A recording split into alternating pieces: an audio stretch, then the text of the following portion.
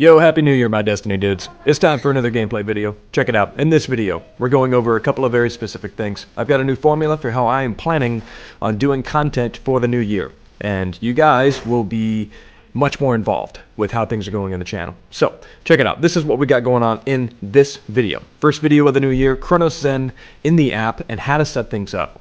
I've updated my testing, how to test, what I'm testing. All those little things will be explained in this video. And in each video, I'm actually going to be giving out PvP tips and tricks for the loadout and weaponry and showing you how it is done. I have individualized coaching videos coming out soon, but we will talk about that when we get there. A lot of content coming your way, my guys, my dudes. I can't wait to show you everything I got in store. Been working on this for a while. So, without further ado, let's get right into the video. Here's what we're looking at for this one, okay? This is in the Cronus Zen library, right? So you hook up your Zen. Here's what you go to. Go to the programmer section. Within the programmer section, I've got 3 different type of game packs that I always use. The first one is the Destiny Season of the Lost game pack. Now, that one is very unique to the game of Destiny. I like it because it allows me to use rapid fire as well as using a fusion rifle. So if I wanted to use rapid fire with a pulse rifle, then I could also use a fusion rifle as a secondary. The problem is sometimes that one bugs out. I'll talk about that in a minute. Check it out right here. We've got the actual game pack itself. You guys should be fully or at least partially familiar with these settings. You've got your anti-recoil. Make sure you set everything up to match your in-game controller settings for Destiny. For example, if your in-game controller settings of Destiny are set up to be inverted, then the game pack needs to match that as well. For the aim assist, I wanted to discuss this really quick. When I say controller, I have a very specific thing in mind, and I'll show you this next one here too. Aim assist bats. When you use aim assist bats, here's what you're looking at right there. You're looking at the 4 different contributing attributes at the bottom. So aim strength, ADS step strength, ADS, strength and all that type of stuff is specific for the aim assist bats version of it. I use controller because it's more simple. You only have to tune up the one on top. Now, the aim assist controller, and you'll see right here, the one on top, that is what I use. You don't need to use the other ones if you're only using the aim assist controller. That's a nice secondary feature to have, and it's a preference thing. Whichever one you feel like using is what you should be using. Whichever one you feel like is your preference. If you do decide to use rapid fire, I always go with the adjustable rapid fire. Now, that's a little bit tricky, and also you have fully automatic mods in the game now, so you don't always need to use them. But, moving on, the Doom Eternal is basically another form of mods for beginners. I really like this one because it allows you to use anti-recoil with both the vertical and the horizontal settings. I base a lot of my numbers off of the Doom Eternal game pack, even though I'm using Destiny. Now, Doom Eternal game pack on the list in the programmer section can be found 2 different game packs, 2 bits lower basically. So you've got Destiny 2, and then you've got Diablo 2, and then you've got Doom Eternal. Another one, if you're interested, if like those 2 just feel like they're out of your reach for whatever reason, you can find mods for beginners. Another really basic mod selection list that you can use as a backup if the Destiny Season of the Lost game pack is bugging out on you for any reason. You can just switch over to these while in game so that you have the capability of using anti-recoil and whatever settings you might want to set up before that time. In this video, we're going to be talking about the Vex Mythoclast, and I'll show you what I have set up for that in a game testing video. I started testing ranges and everything, but we'll go there in a minute. So just so you guys know what I'm looking at here, I'm scrolling through the list. There are different types of ones that are similar to Doom Eternal. They're all very basic game packs. They give you the basic stuff that you're going to need to succeed in using these mods while you're playing the game. Always remember to hit your save button. I keep forgetting that when I'm doing these videos because I'm trying to get to the other stuff too quickly.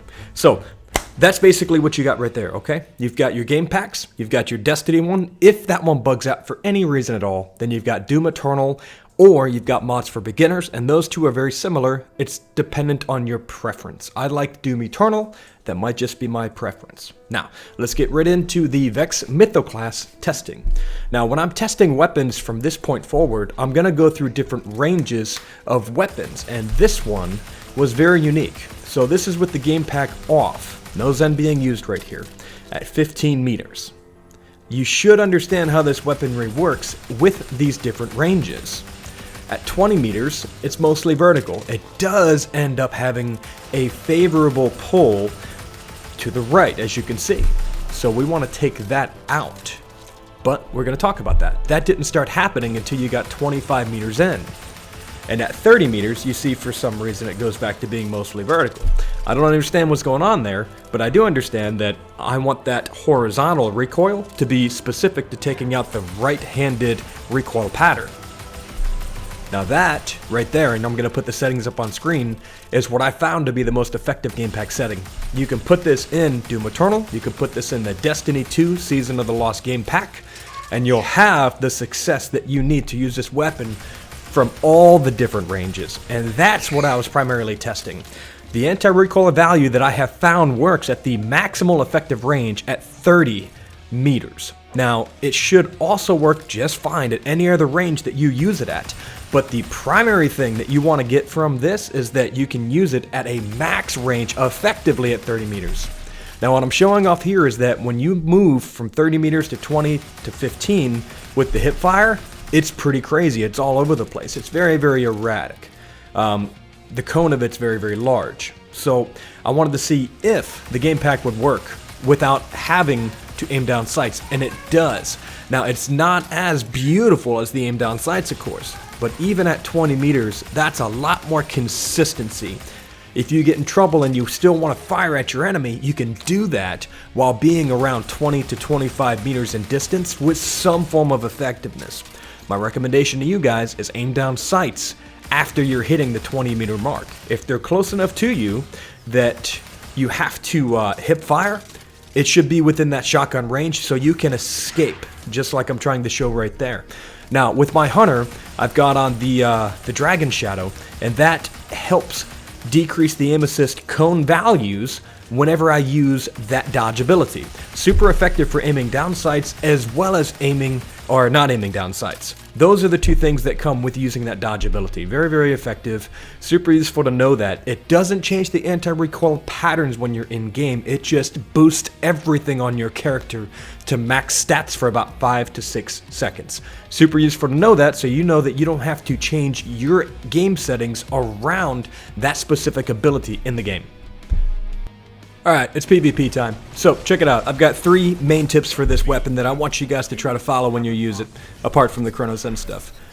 Treat this weapon as a dueling weapon. Pre-fire around angles and corners like that right there, as you can see. All I did was aim down sights and fire, and the dude decided to walk right back into it. Not sure what that is, but that seems to be very common.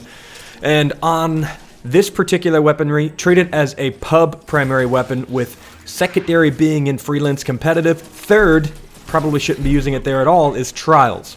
I say that specifically after having used it in trials. You'll never be able to fully use the entirety of this weapon with its linear fusion capabilities, because you will not be able, unless someone happens to get a revive, but that's pretty rare. Depending on the team you're playing, that's probably not going to happen. So, first recommendation, aim down sights and shoot corners, because people like to walk into it. I don't know why. Second recommendation, this is primarily speaking a pub weapon now. It's still really good in comp playlist, meaning the actual competitive free list. And then third would be a trials weapon. Now, those are the major recommendations I have for you. Hopefully you guys enjoyed the video today. Those are my quick tips on PvP. I'm going to get way more into the specifics for things like that in the future, but for this one I wanted this to primarily be a Vex Mythoclast setup video, and also a a quick walkthrough guide on the Cronus Zen app. Hopefully you guys enjoyed it. Enjoy the new music that I got set up. If you got any questions, leave them in the comment section below. If you feel like supporting the channel, I've got a Patreon and all that fun. If you happen to join the Discord, I have a free spreadsheet for you guys to utilize for all the settings that I've worked on and come up with over the time that I've spent using the Cronus Zen. So you guys have free access to that if you join my Discord. And with that being said, I do hope that you support the channel. Thank you so much for being here with me today. Have a good one. Remember to keep it Zen out there.